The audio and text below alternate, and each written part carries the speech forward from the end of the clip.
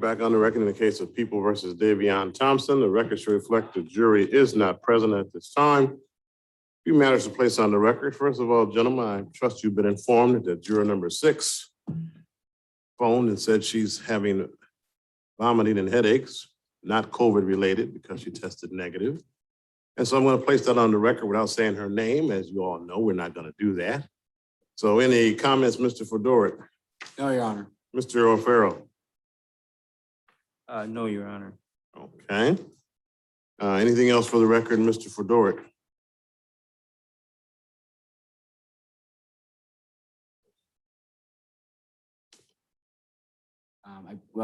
I believe Mr. O'Farrell is going to put this on the record, so I may as well do that.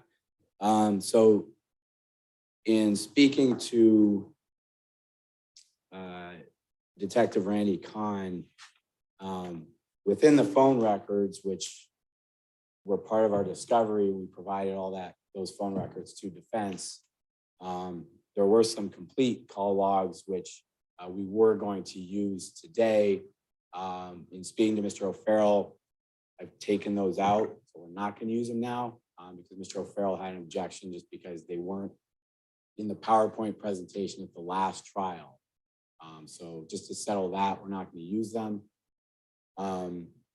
One thing we would like to do is offer the PowerPoint presentation into evidence at the end of Mr. Detective Kahn's testimony. And, I'll just say that each of the last two, the jury asked for those records. And so that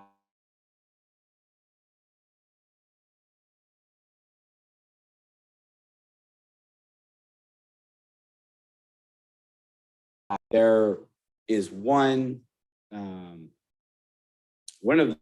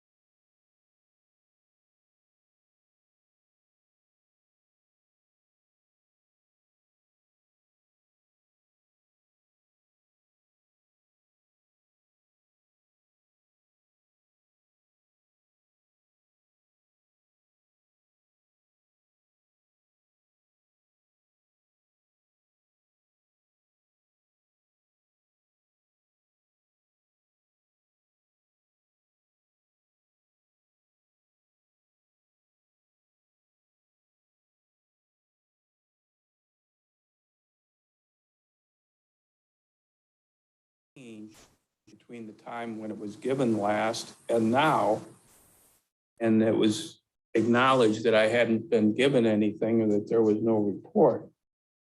So I indicated I was going to object.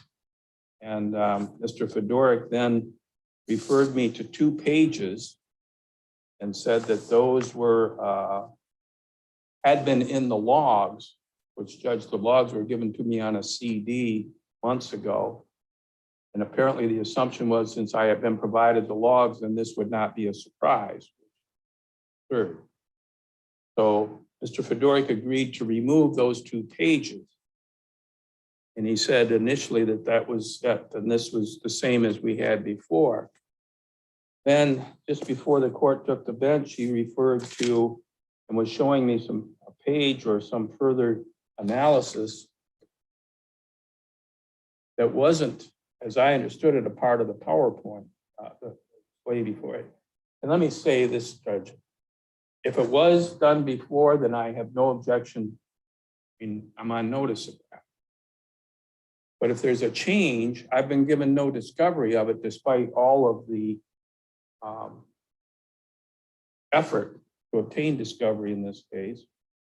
If there's something that's going to be different that I haven't been made aware of, then I don't think it should be allowed to come in. And then finally, the prosecutor had this marked as an exhibit, and he wanted to introduce it to the jury. And he points out now that they asked for the PowerPoint presentation before. But this is much more than the PowerPoint presentation, Judge. And if I may present my copy to the court. All right.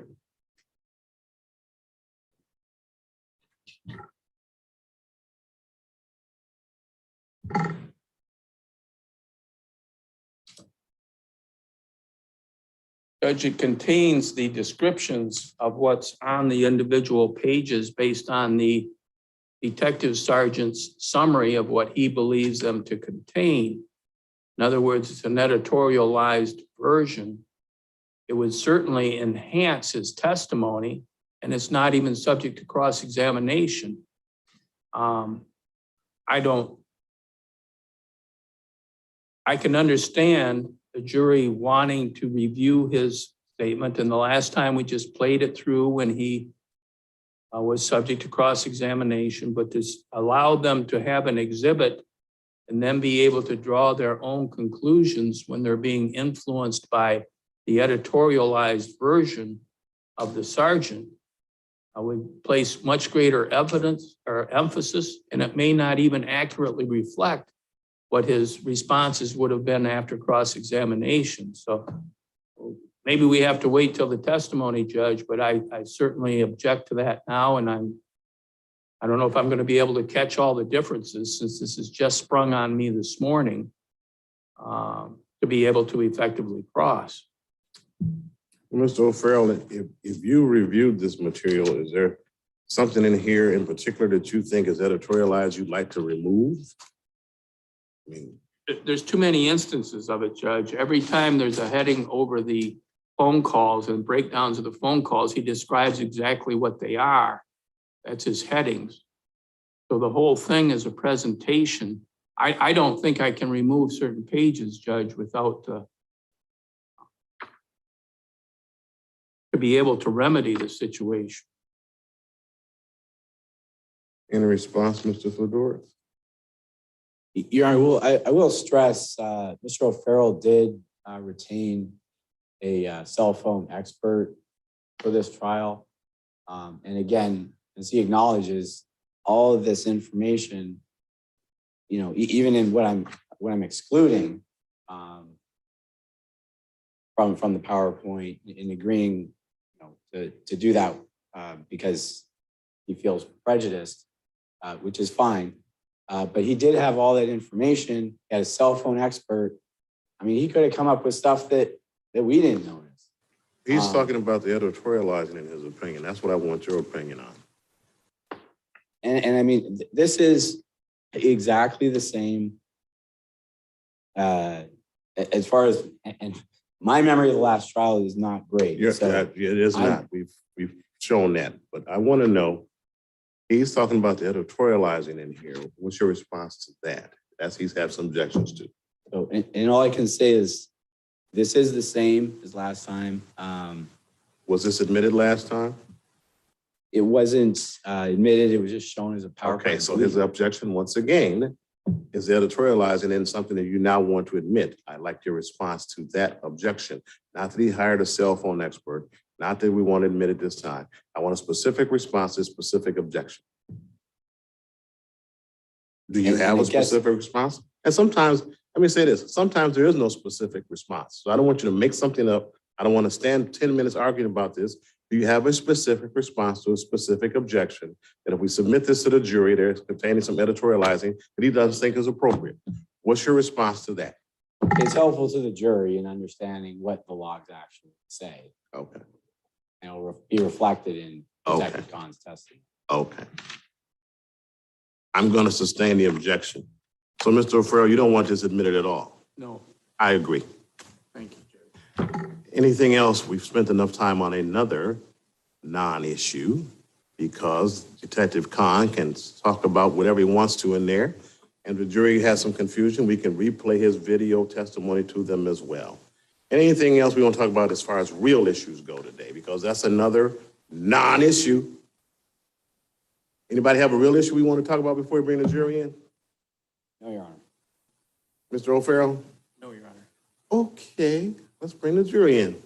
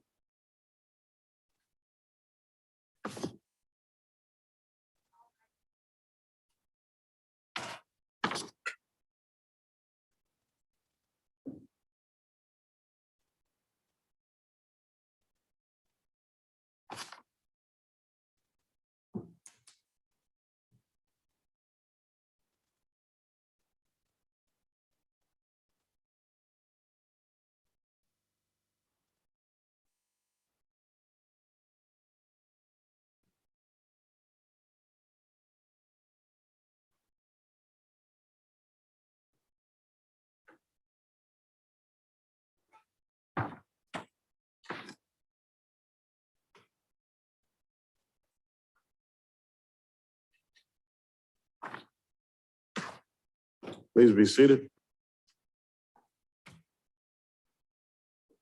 Morning, ladies and gentlemen. You have or will notice that one of your fellow jurors is not present this morning. I want to tell you it's for personal reasons and assure you it's not COVID related. Let me put your minds at ease, all right? Okay. Mr. Fedoruk, you may call your next witness. Thank you, Your Honor. The people call Detective Sergeant Grell Rousseau.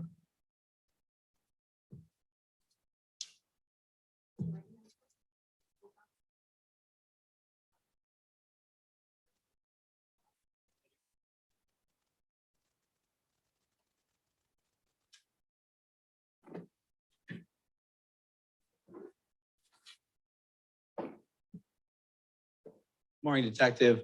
Good morning. Please state your full name, spelling first and last for the record. Yes, it's Grell, Grel, Rousseau, Rousseau. And how are you employed? I am currently a firearms and tool marks examiner at the Michigan State Police Bridgeport Crime Lab. And how long have you been in that position? Since April of 2010.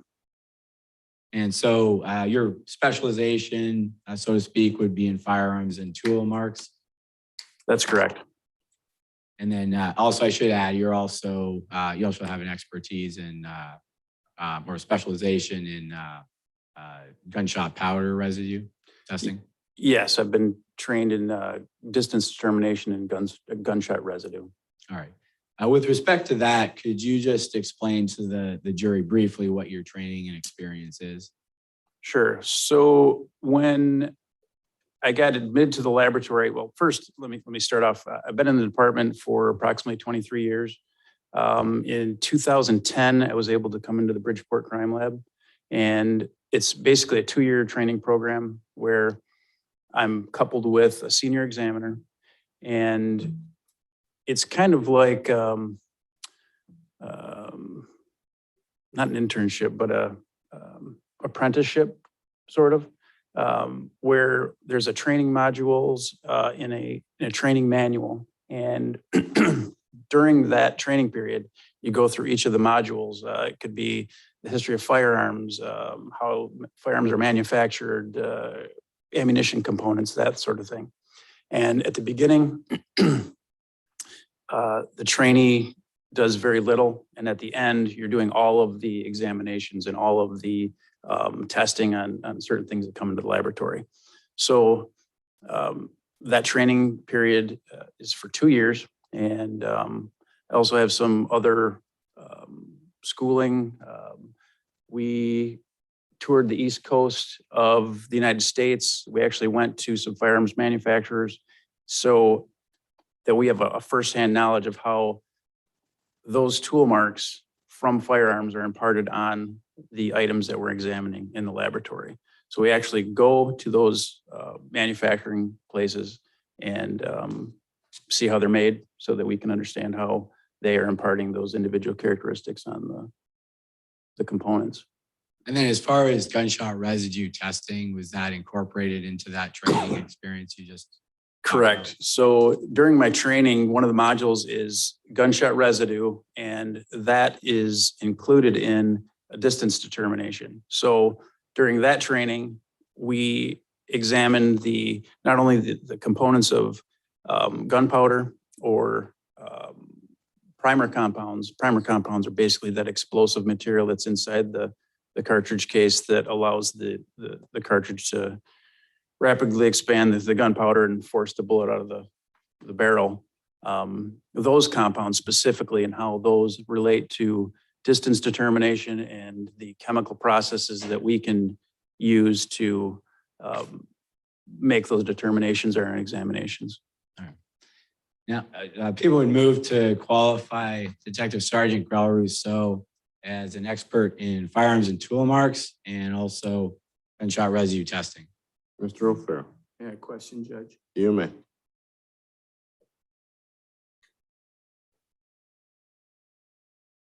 Detective Sergeant, I'm well familiar with your expertise in firearms and tool marks, and for the record, Judge, I would stipulate to that.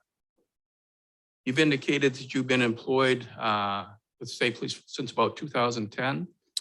In the crime lab, yes. Okay. So that's in this capacity. Correct. And have you ever been qualified as an expert in regard to distance determination with gunshot residue?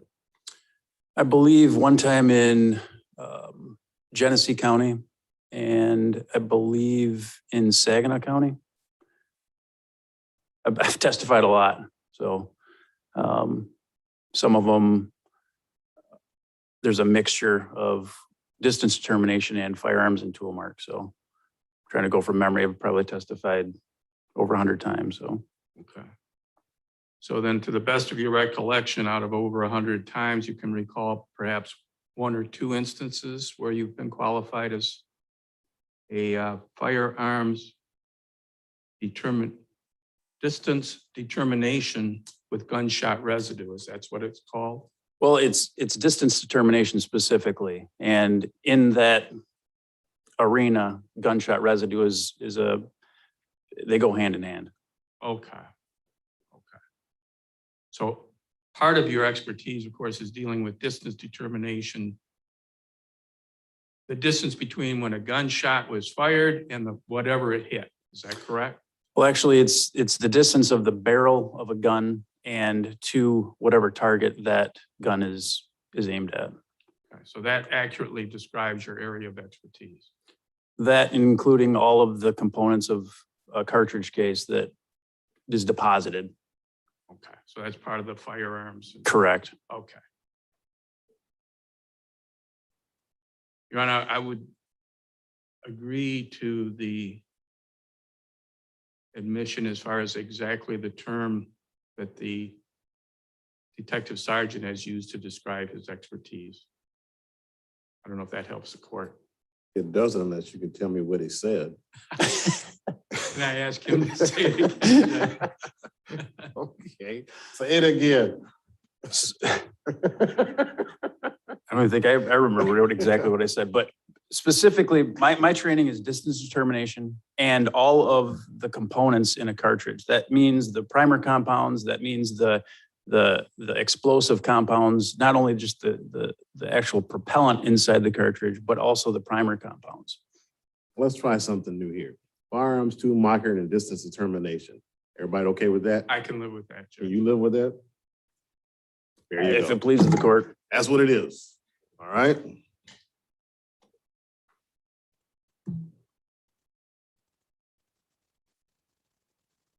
Now, Sergeant, do you recall doing some analysis in this case involving the homicide in this case? Yes, And do you recall receiving a couple of photographs? One was of a firearm and one was of a laser sight that were associated with this case. Do you recall receiving those photographs? yes, sir.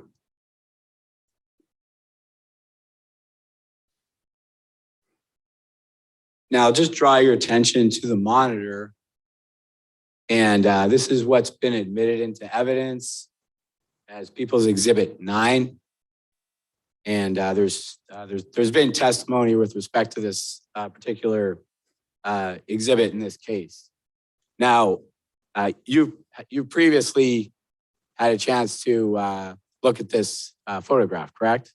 Yes, And upon your analysis of the photograph, were you able to determine what type of firearm it is? yes. And what type of firearm is it? That's a Smith & Wesson Sigma Series pistol. And as far as the caliber of ammunition that it would use, is that something you're able to determine? Not from that photograph because I cannot see the barrel.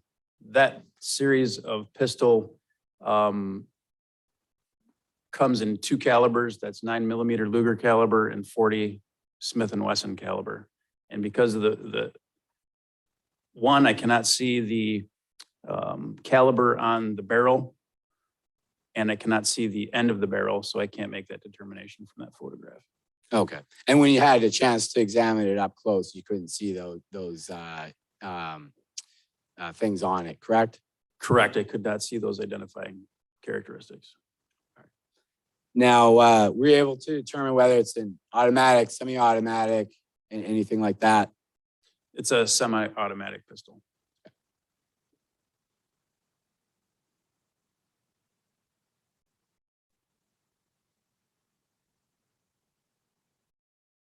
Now, the next item I'm drawing your attention to is what's been admitted as People's 22. Did you have a chance to take a look at that before testifying today? Yes. And what is that? That is a weapon sight. And again, the firearm in People's 9, you identified as a Smith & Wesson firearm. Were you able to make a determination whether that laser sight would fit, that laser sight in People's Exhibit 22 would fit the firearm that's shown in People's Exhibit 9? Yes, that sight does fit on the Smith & Wesson Sigma Series pistol. Okay. And is there a way you're able to just describe to the jury how someone would place that laser sight on the handgun? Yes, so if you were to put the photograph of the pistol back up, I can describe that area. So the pistol's facing to the right, and Sorry to stop you, Sergeant, but would it be helpful to have a laser pointer to point to it, or are you going to need to point to anything? this one works.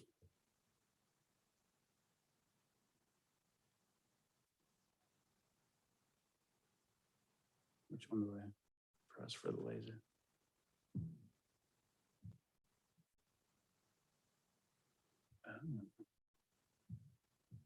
Oh. So this area right here, underneath the slide of the pistol on the frame, there is what's called a Picatinny rail. And that's basically like a dovetail connection. And on the sight, there is a clamp that's on the top of the sight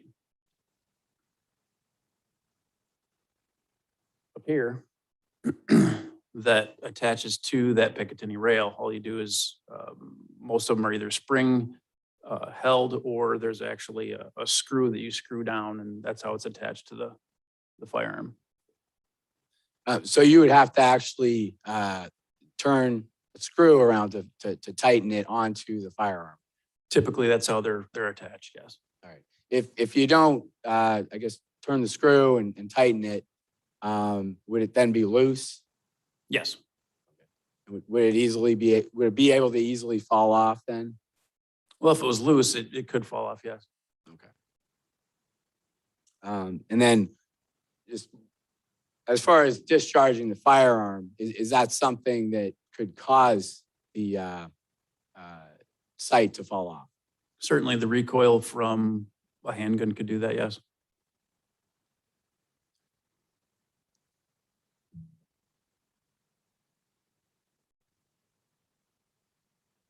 Now, Sergeant, you also did some analysis of some ammunition. Is that correct? Yes, I examined some ammunition components. Okay.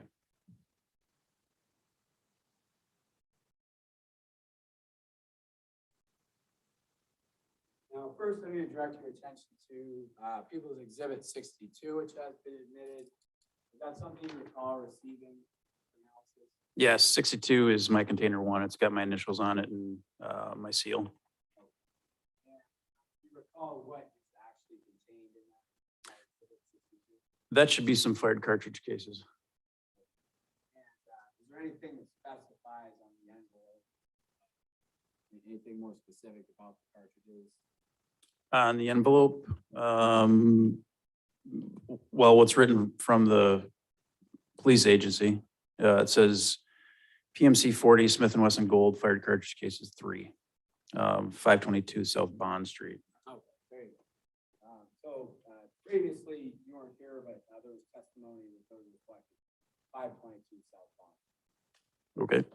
Now, could you describe for the jury what is the analysis you do with respect to those 3 cartridges? So when I get fired, I've got a demonstrative, Your Honor, if I could use that to. That's fine. Thank you.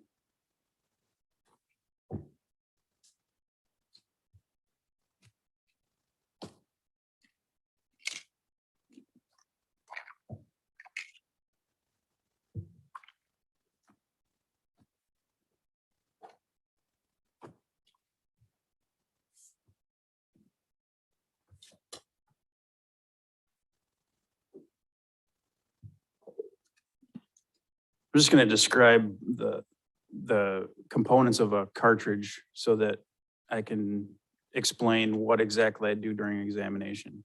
So this is a plastic mock-up of a cartridge. It's just a blown-up representation of what the layperson would call a bullet. The bullet is actually the fired projectile that comes out of the fired cartridge case. So a full unit of ammunition is called a cartridge, and that's comprised of 4 parts. That's the primer, which has the explosive compound. The cartridge case that holds everything together, think of it as a metal cup, typically made out of brass, and then the projectile, which is the bullet. The 4th component is the powder that goes in the cartridge case. So when I say I examined a fired cartridge case, I'm just referring to this item, obviously much smaller. If I'm referring to a fired bullet, I'm referring to the actual projectile. So in this case, I had 4 fired cartridge cases. And the very first thing I have to do is classify these items. And by classification, I mean, I have to determine what the caliber is. And in this case, it was very easy because typically the manufacturer puts on the head of the fired cartridge case, this portion here, what caliber it was. And in this case, they were 40 Smith & Wesson caliber. So once I determined that, I was able to put those items on a comparison microscope, which is basically 2 compound microscopes with an optical bridge so I can look at 2 fired cartridge cases or bullets at the same time. I did that, and I was able to determine that the fired cartridge cases from this examination were all fired from the same gun. I know that because during my training and experience that there are multiple areas that the firearm comes in contact with, not only the fired cartridge case, but also the bullet. So I looked at those areas, and in this case, I looked at the breech face, I looked at the shape and impression of the firing pin, and that's how I was able to come to that conclusion with the fired cartridge cases that I examined. And then as far as People's 9, the handgun you testified to examining the photo anyway. Is Yes. there anything you can say as far as the relationship between those cartridges and that type of firearm? Yes. So in my training, when I said that I was able to go to the firearms manufacturers, I know how they build those firearms, what components they put into those. And what's very interesting about this case is at the time of this incident, there were very, very few guns that would produce the class characteristics that I saw on these fired cartridge cases.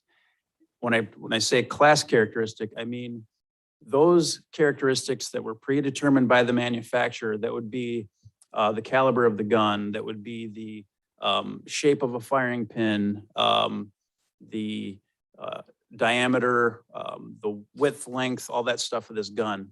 What's very interesting about this case is that when I looked at the primer strike from the firing pin, it's D-shaped.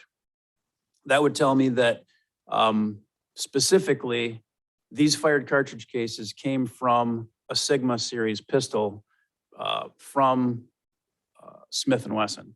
So I know that the way that those series guns are made, that they would leave D-shaped firing pin impression. And when I saw the photograph, that was very intriguing to me because I hadn't seen the photograph, but I knew that it had to be from a Sigma series pistol even before I was shown that picture. So that's why it's interesting. And then I'm going to also show you what's been marked for identification. I'm sorry, was that 54 or 64? I'm sorry.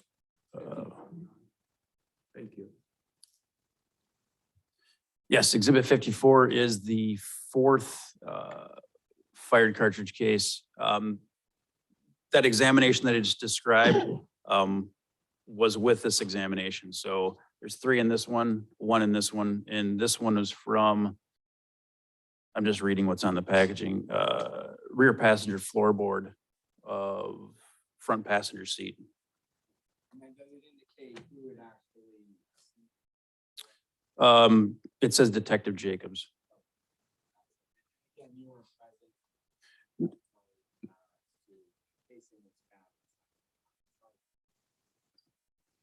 Correct. So I don't have firsthand knowledge of where any of this information or these items were collected. I just know that what was sent to the lab and what I examined. And then your examination included casing in 54 and also 62. You compared the 4 reports. Correct. So when I talked about the class characteristics on the fired cartridge case that were from this type of firearm, both Exhibit 62 and 54, all of those results were the same. These fired cartridge cases were fired from the same firearm. I'm going to show you People's 36 for identification. You recognize that? People's 36 is my case record number 1 of laboratory number BP 18691, and this is the results from my examination of this evidence. And that's a true and accurate copy of your results report. Yes. People that offer into evidence with the mark as People's 36. Mr. O'Farrell, No objection, Judge. Exhibit 36 will be admitted.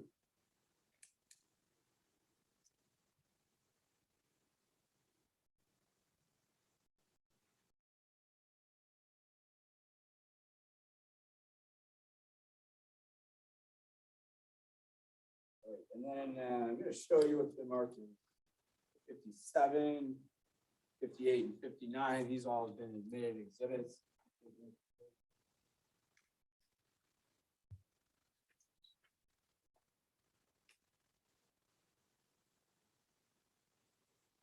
Yes, these are 3 containers, 57, 58, and 59 are items that I examined in my second examination. Okay. And what's on the label on those exhibits? Well, it's my lab number and my initials, but Let me ask What's more written on them? specifically, is there an officer's name and an address noted? so for People's 57, Wenger, it says bullet.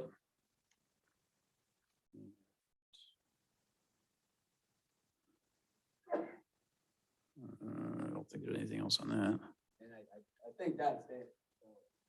Yeah, that's on all three of them. So Officer Winger and describes what the contents as a bullet.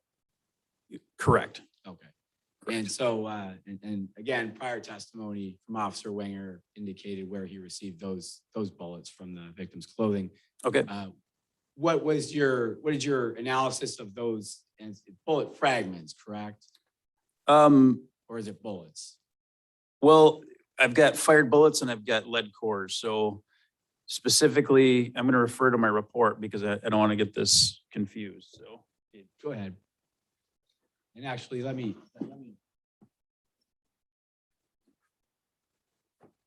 37. thank you. Okay.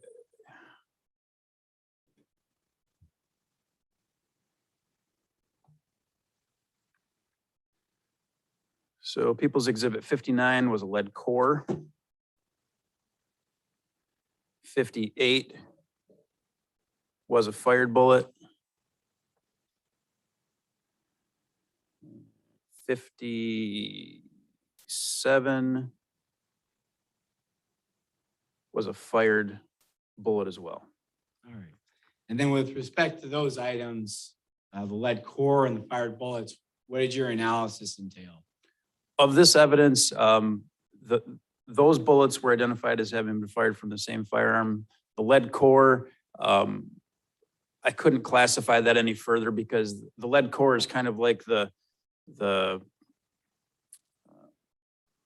center of a bullet. It doesn't have any, it doesn't have enough characteristics to allow me to identify what exactly that came from. It's kind of like the M&M, the chocolate in an M&M. So.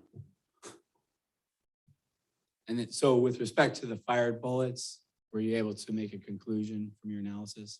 Yes, so the fired bullets that actually have rifling on them, I was able to identify those as having been fired from the same firearm. So there would be two. That was People's Exhibit 57 and People's Exhibit 58. And then going back to People's number 9 again, that the firearm that you examined in that photograph, is there any relationship that you found between those fired bullets and that handgun? Yes, interestingly, again, the Sigma series pistol and Smith & Wesson in general has a rifling characteristic of 5 right. When I say 5 right, that means the number of lands and grooves inside the barrel of the firearm. When I examine these bullets, the bullets of those two exhibits were 5 right. In my examination, to try to determine what could possibly have fired those bullets, we have a database. It's a federal database that takes the general rifling characteristics of those items. And I'm able to put in the width of the lands and grooves, these high and low areas on the bullet. I take the widths of those and I put that into the database. Also with the number of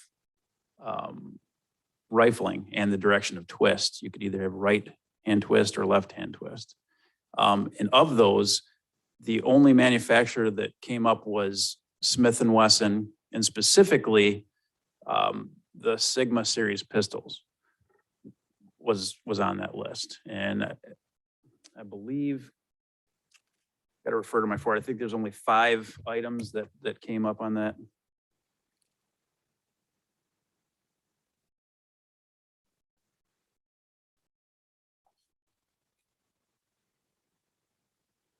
Yes, there were only 5 models of Smith & Wesson that came up on that search.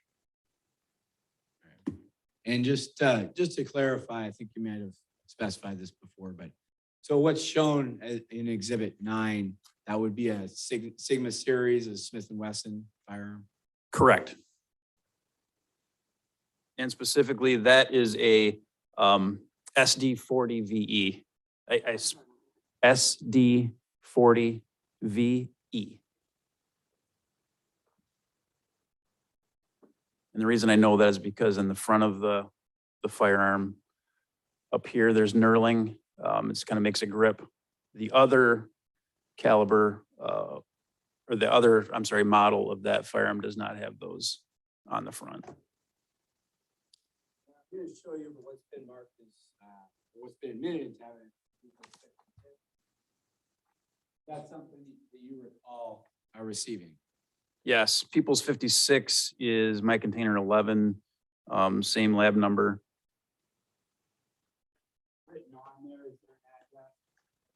Yes, this is located by Detective Sergeant Garrow or Giroux. Giroux, I'm sorry. 4781 South Washington. Please don't. Again, prior testimony that will confirm the address. You did some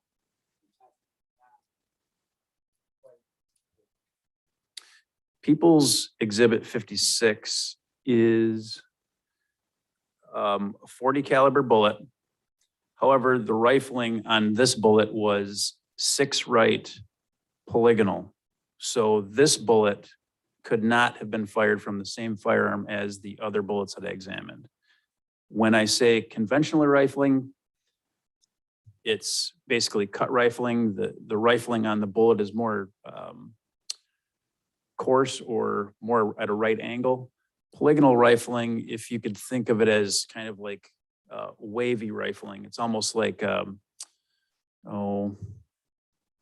the high and low spots aren't jagged. They're almost like a wave all the way around the barrel. So People's Exhibit 56 is a totally different creature and could not have been fired from a Sigma series pistol because of the rifling characteristics on that item. And then finally, I'm going to show you what's been marked as 49, 50, and 51. Those have been admitted into evidence.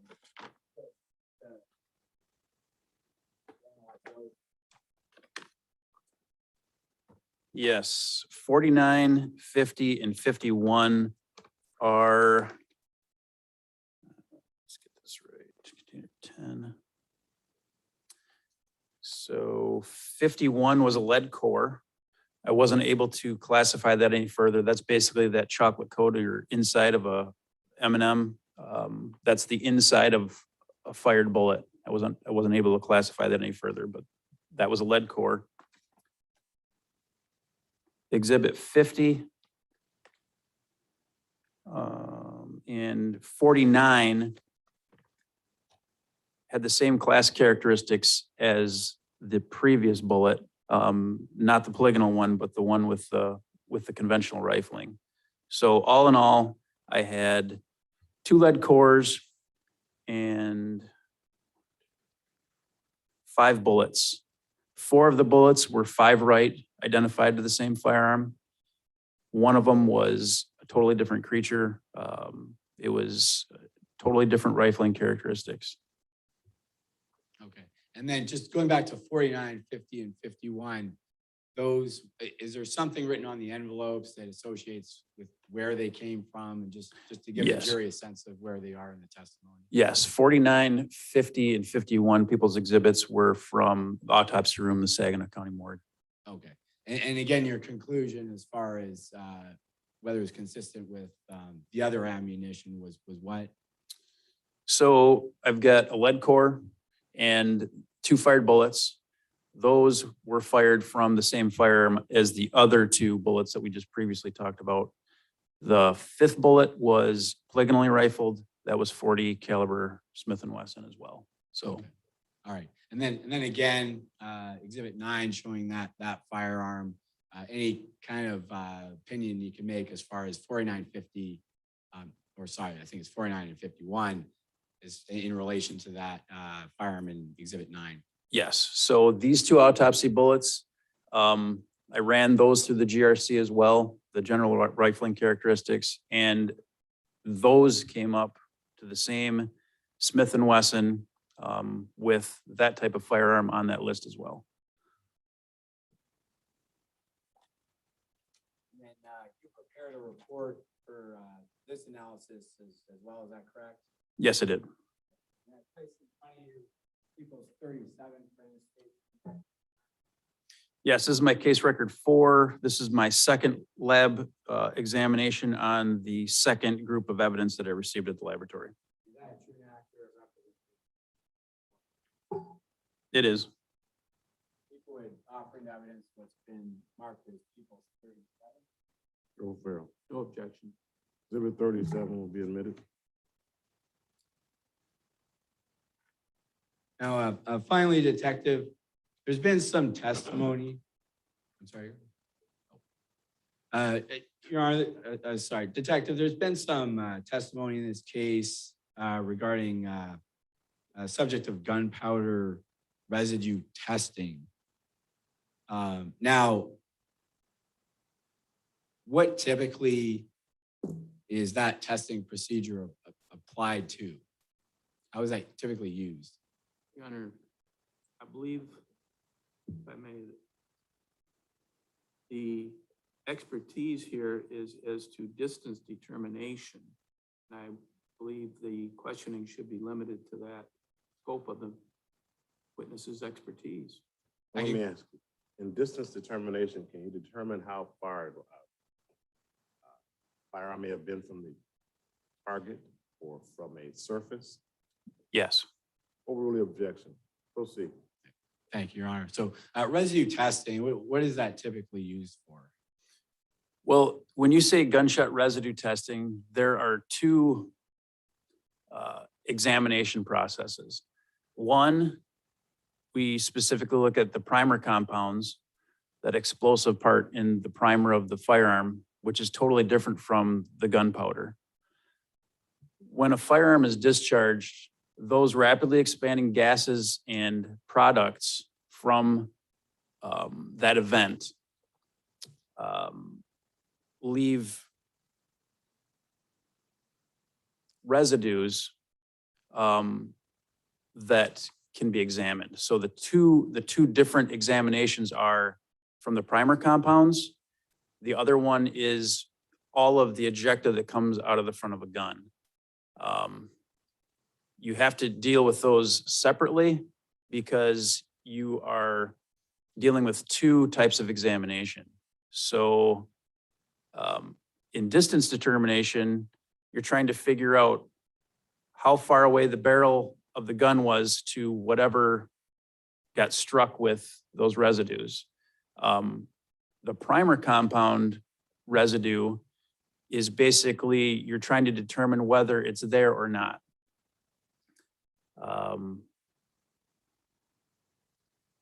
There's very limited circumstances when the primer compounds, whether it's there or not, is probative. When I say probative, that means that it has evidentiary worth. So I can go into that if you'd like, but those are the two major examination types. Let me ask you specifically. So in either type of examination, would you be able to determine gunpowder or gunpowder residue, what type of firearm that came from? No. And the reason that is because you can load ammunition in multiple different firearms and the residues would be the same. And then in either of those examinations, would you be able to determine at what time the firearm was fired? No, and in fact, in the case of primer residues, those can proliferate and stay on surfaces for years, depending on how or what environments those are in. So the answer is no, I can't tell. So gunpowder residue could be found in a place where there was, say, a murder scene or a shooting scene, but that's from 5 years ago, not the actual date of the murder. Correct. In fact, there's been testing that has been done where just because of the nature of our love of guns in America, there are gunpowder residues that could be transferred from multiple places. If I were to discharge a firearm in here, those gunshot residues would fall out on everything. Think of it like if I had a fire extinguisher and I were to take that fire extinguisher and shoot it into the air, all the surfaces would be coated. Now, if someone were to come into the room that had nothing to do with the fire extinguisher going off and they were to touch a surface and they were to leave and I were to test their hands for that residue, does that mean that they were here when that event happened? No, it's just that residue can be transferred, it can be washed off. That's why it's very, very specific of a test. There's only certain very, very few incidences where that evidence becomes probative. So if you find gunshot residue on in a specific place where a specific person is commonly going, you know, again, it could be at any time that a gun could have been fired to cause that gunshot residue to be present. That's correct. And then is there any testing where you can find from gunshot residue who could have actually shot the gun? Like, could you take DNA testing? Could you do fingerprint testing from it? I think if I'm following you correctly, if someone were to discharge a firearm, would I be able to tell just from the gunshot residue who fired that? Correct. No, there's no way I would be able to do that. No. Okay.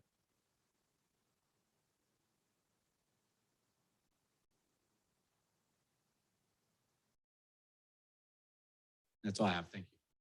Questions, Mr. O'Farrell? Thank you, Your Honor.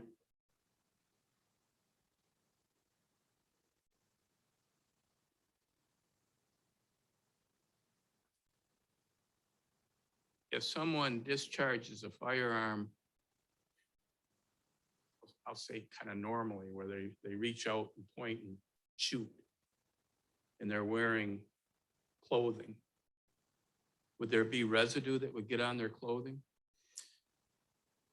There's a lot of factors that would go into whether you'd find those residues or not. One would be the type of firearm. Another would be what type of clothing. There are some clothing that is more sticky, I guess. So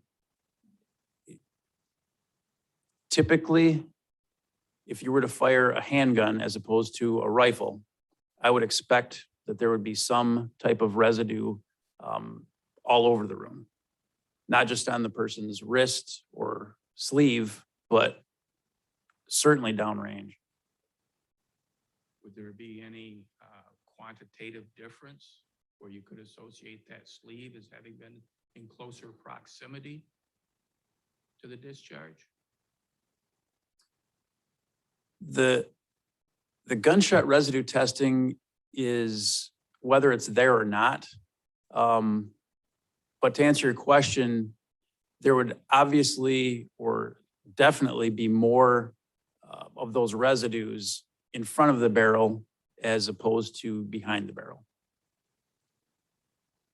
And if the gunshot were discharged not in a room, but in a motor vehicle from the driver's position at a target that was within a few feet,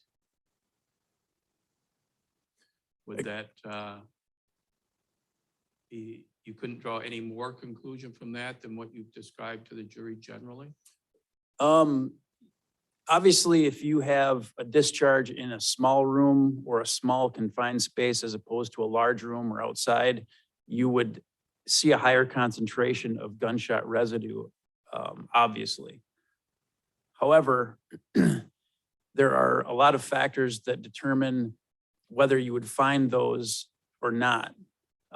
Specifically, if I were inside a car and just the mere sticking the gun out of the car or in the car, or how that gun were pointed, I guess. There's so many variables. Okay. But in general, you would have to have more higher concentration in a smaller space, definitely. And certainly on the basis of any examination, if you don't do the examination, you're never gonna know what you would have found or wouldn't have found. Is that correct? That is true. If you don't do the examination, you won't know. Now let's turn to what we do know in this case. You examined portions of bullets, the casings, the components that you've described to the jury. Yes, And they were brought to the lab as is the usual practice. Is that correct? yes, And they're bought in envelopes which have already been marked. Police agency, your office, identifying information says was done in this case, correct? that's correct. And then you add your laboratory and your identification information to make sure you have track of it. That's correct. And then you complete your examinations and then you give it back to them to put it back in their custody and take care of it. Is that right? That's correct.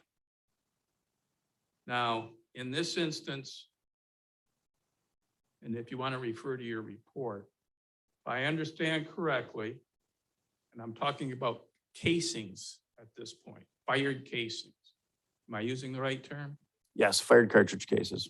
Okay. There were 3 from 522 South Bond, according to the paperwork.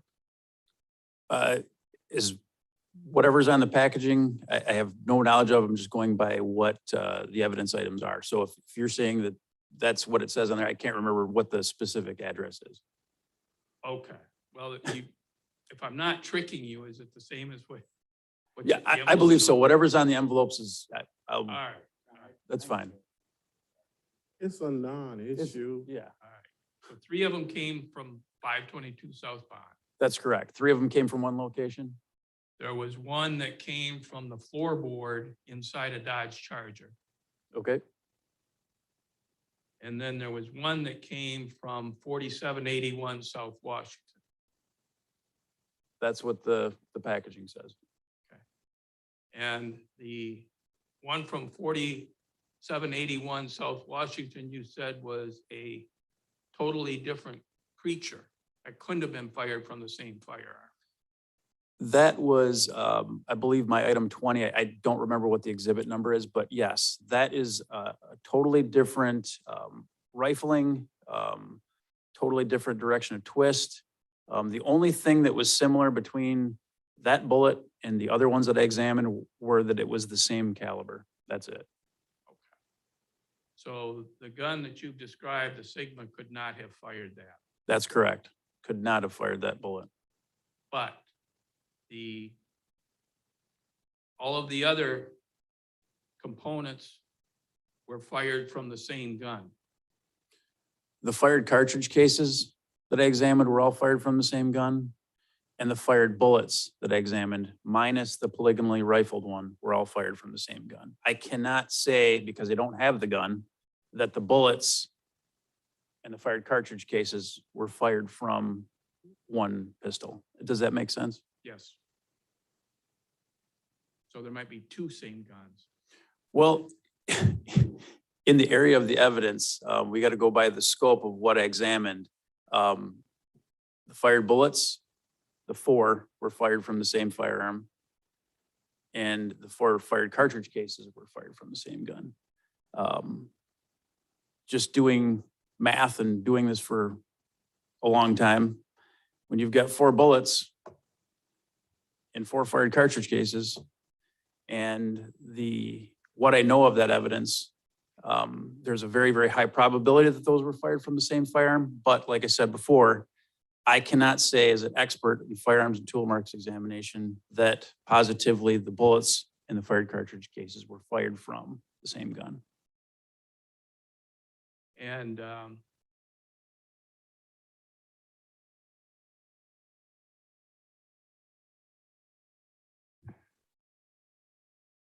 you never had the opportunity to examine a gun in this case, is that correct? That's correct. There was no firearm that was submitted in this case to me.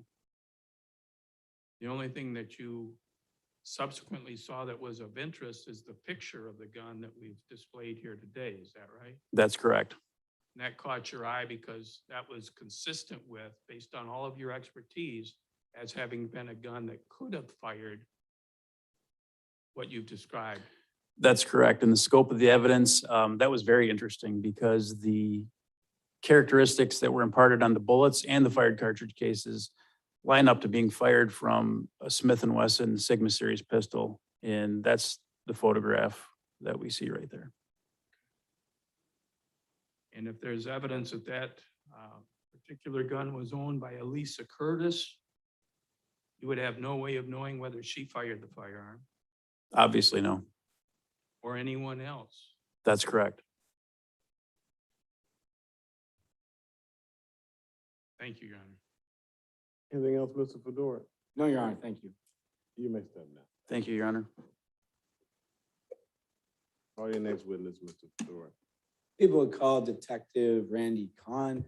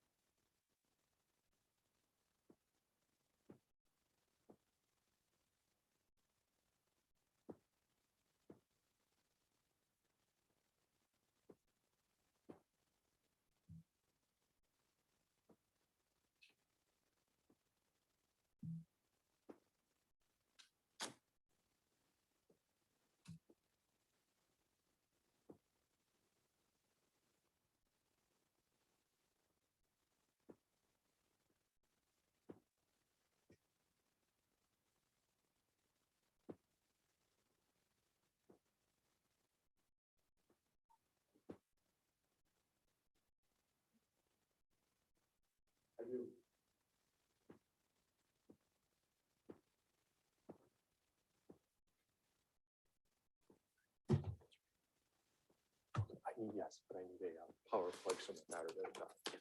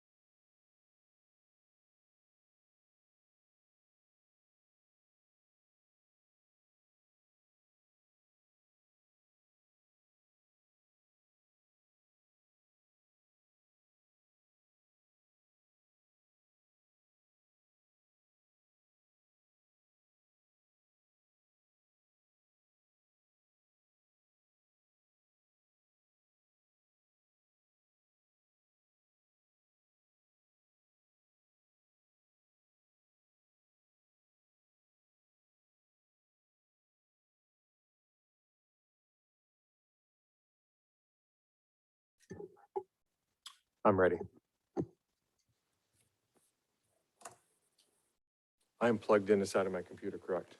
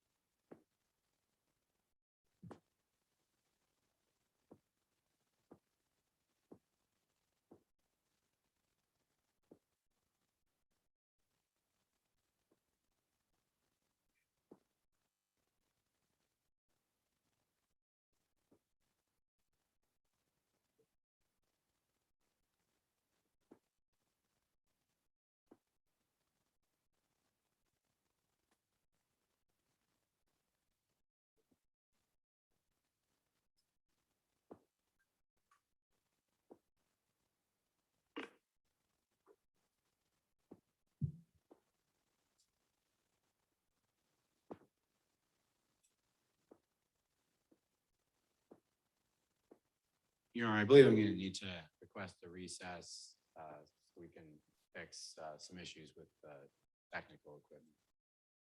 Okay. Ladies and gentlemen, you go my clerk, please. Thank you.